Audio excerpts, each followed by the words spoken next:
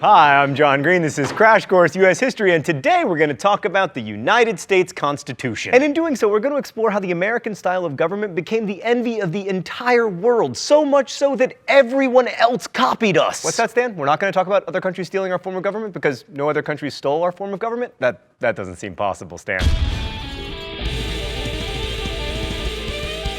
No, Stan, not the libertage. Cue the intro.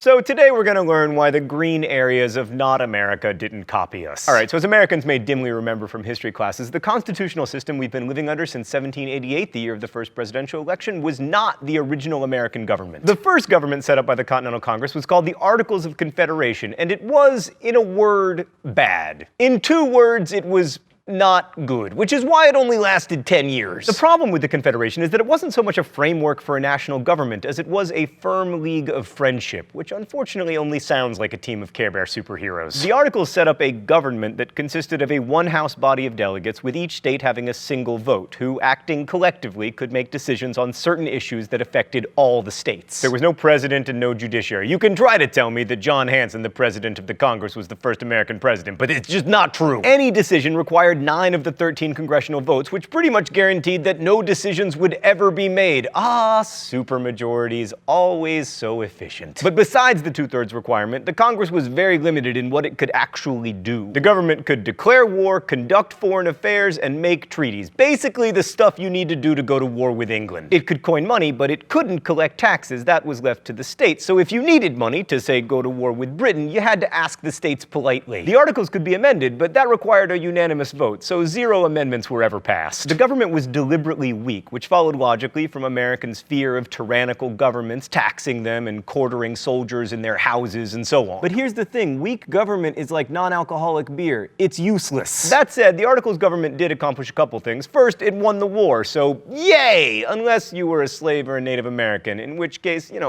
probable boo. Second, the government developed rules for dealing with one of the most persistent problems facing the new nation: Ohio, which was called the Northwest, presumably because it is north and west of Virginia. Getting control of the land meant taking it from the Indians who were living there, and the Articles government was empowered to make treaties, which it did. Crash Course world history fans will remember the Athenians telling the Melians that the strong do as they can and the weak suffer what they must, and the Americans definitely went to the Athenian school of treaty making. Through treaties signed at Fort Stanwix and Fort McIntosh, the Indians surrendered land north of the Ohio River. The biggest accomplishment of the Articles government was the Northwest Ordinance of 1787, which set up a process to create 5 new states between the Ohio and Mississippi rivers. 2 things to know about this. First, it acknowledged that American Indians had a claim to the land and that they had to be treated better if settlers wanted to avoid violence. And second, Stan, can I get the foreshadowing filter? Yes, perfect.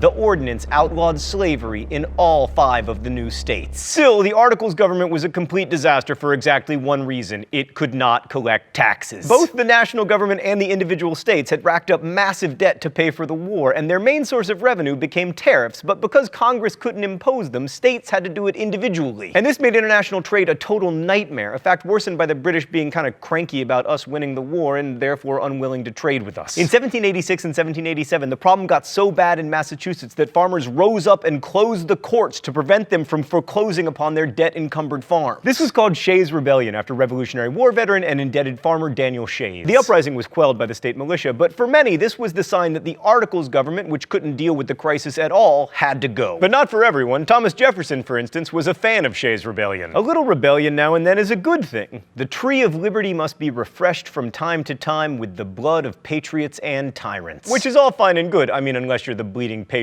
or tyrants. But to most elites, Shays Rebellion showed that too much democratic liberty among the lower classes could threaten private property. Also, people who held government bonds were nervous because without tax revenue, they were unlikely to get paid back. And when rich people feel like something has to be done, something is usually done. Let's go to the thought bubble. The first attempt to do something was a meeting in Annapolis in 1786 aimed at better regulating international trade. Only 6 states sent delegates, but they agreed to meet the next year in Philadelphia to revise the Articles of Confederation.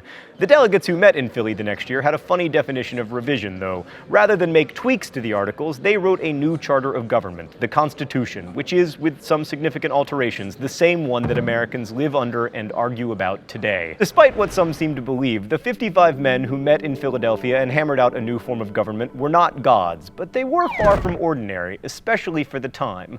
Most were wealthy, some very much so. More than half had college educations, which was super rare since 0.001% of Americans attended college at the time. About 40% had served in the army during the war. But one thing they all shared was a desire for a stronger national government.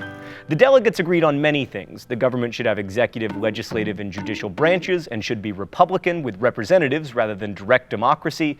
But the devil appeared in the details. Alexander Hamilton, probably the biggest proponent of very strong government, wanted the president and Senate to serve life terms, for example. That idea went nowhere because the overarching concern of almost all the delegates was to create a government that would protect against both tyranny by the government itself and tyranny by the people.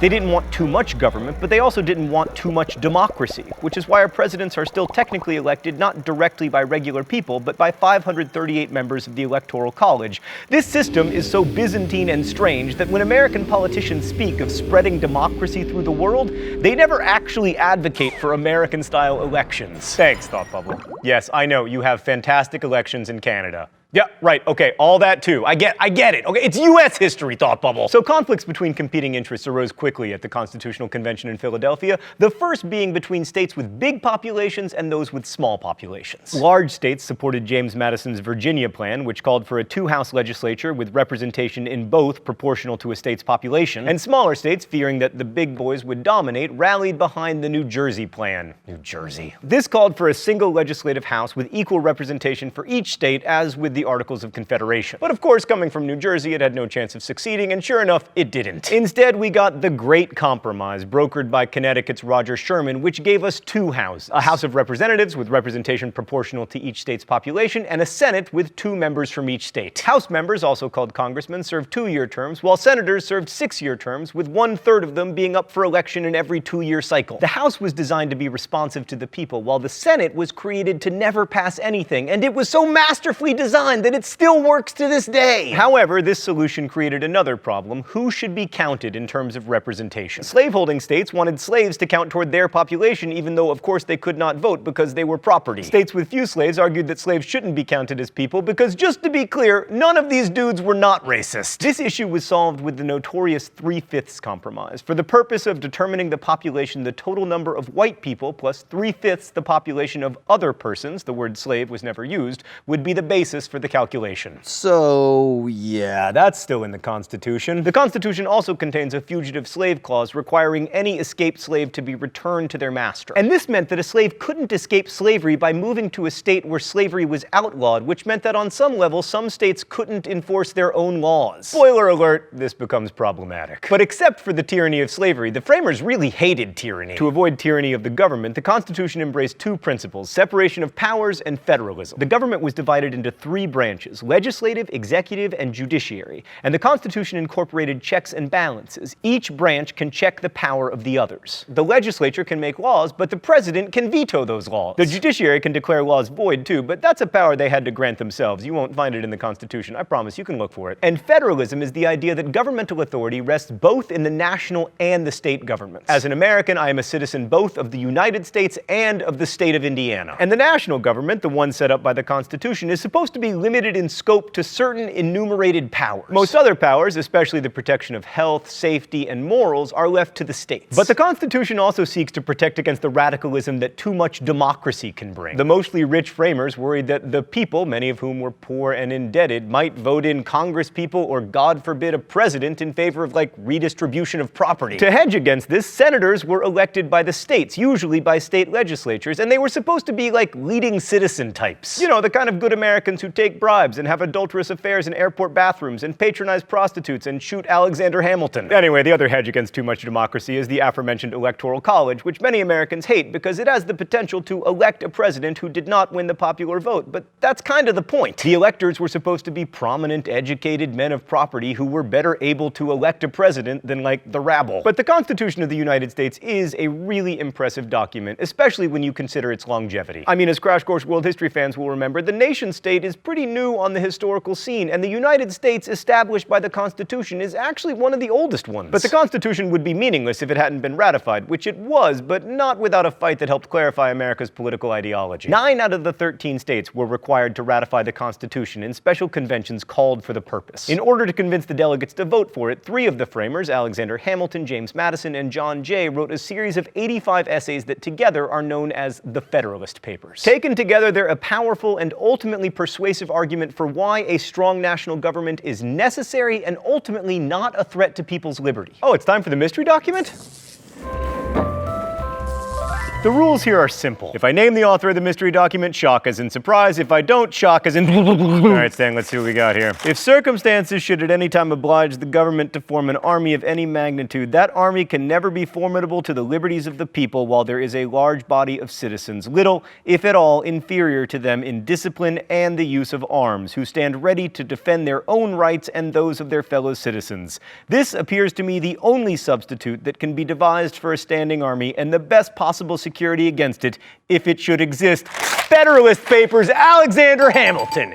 Yes! Too easy, Stan, although I appreciate the opportunity for a rant. The whole idea of the Second Amendment was that the people could protect themselves from a standing army by being equally well armed. Which these days would mean not that citizens should have the right to buy assault rifles, but that they should have the right to buy, like, unmanned drones. And arguably suitcase nukes. And by the way, in the Constitution, this is not listed as a privilege, it is listed as a right. And as a right, if I can't afford my own Predator drone, I guess the government should buy one for me. It's almost as if Alexander Hamilton had no way of knowing that weaponry would one day advance past the musket. P.S. You know how Alexander Hamilton died? Gunshot! Sorry, I had to. I am on a roll. So it would be easy to ignore the people who opposed the Constitution because, you know, they lost. But some of the ideas of these so-called anti-federalists were particularly powerful, and they deserve a bit of attention. Anti-federalists, unlike the mostly wealthy federalists, were usually supported by common people, small farmers who weren't as involved in commercial activity. They saw less need for a strong national government that would foster trade and protect creditors. And the anti-federalists were very afraid of a strong government, especially one dominated by the wealthy. Writers like James Winthrop held that a large group of United States would be like an empire, and that no extensive empire can be governed upon republican principles. As evidence, he could point to Britain, or all the way back to Rome. Smaller, more local governments are more responsive to the people and better able to protect their rights. To the anti-federalists, that meant state governments. And while ultimately the Federalists won out and the Constitution was ratified, the issue of how large government should be did not go away. So the Constitution was really only a starting point. It's a vague document, and the details would be worked out in the political process, and then on the battlefield.